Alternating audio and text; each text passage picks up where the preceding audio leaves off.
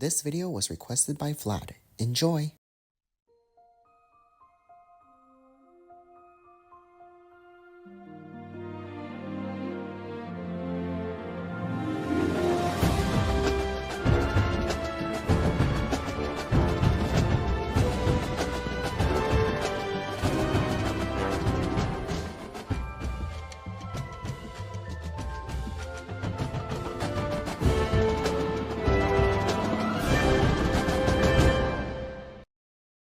Hey guys, before you watch this video, I do want to let you know that all rants and salutes are all under my opinion. So if you like something I ranted on, I respect your opinion. And if you don't like something that I saluted on, I'll respect your opinion as well. With that being said, let's start the video. Sending arrest threats is far worse than grounding because it relies on fear and intimidation rather than fostering understanding and accountability. These kinds of threats are not only unrealistic but also harmful, as they can create unnecessary panic, emotional distress, and even long-term anxiety. Threatening arrest often escalates conflict and damages trust in relationships, whether it's between parents and children, teachers and students, or even between peers. Such tactics undermine the opportunity for meaningful communication and learning, which are essential for personal growth and understanding.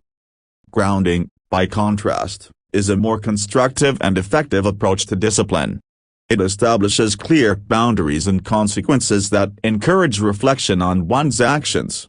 For example, being grounded might involve losing certain privileges, such as access to technology or social outings, which helps the person understand the cause and effect relationships between their behavior and its consequences. Grounding maintains a sense of fairness and respect while addressing the behavior in a way that promotes learning and change, rather than fear and confusion.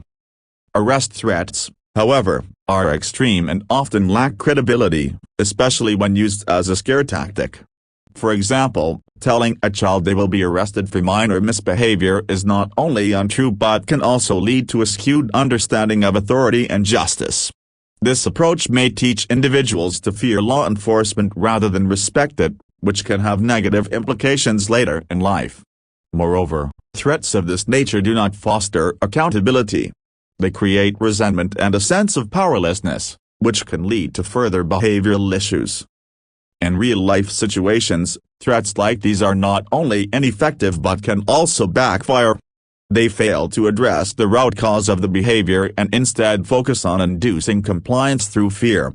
This is particularly problematic because fear-based tactics do not lead to genuine understanding or personal development.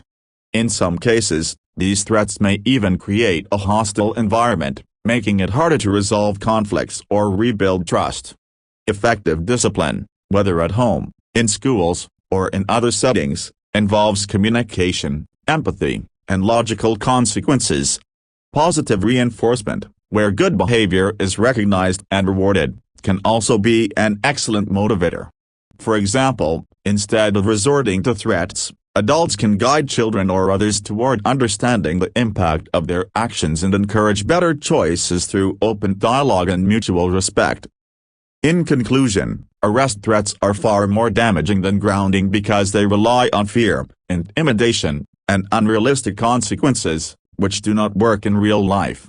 Grounding, while still a form of discipline, is rooted in fairness, reflection, and growth, making it a much healthier and more effective way to address behavior.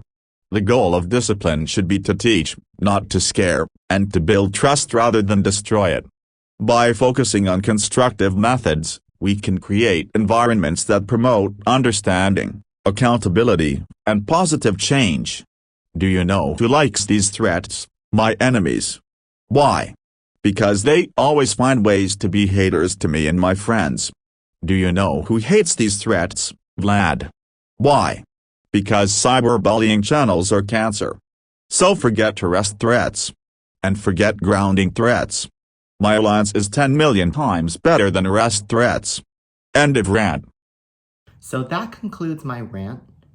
So my question for you guys is, what should I rant on next? Post your comment down below and I'll see you in the next rant. Bye! We can't be friends, but I'd like to just You cling to your pain.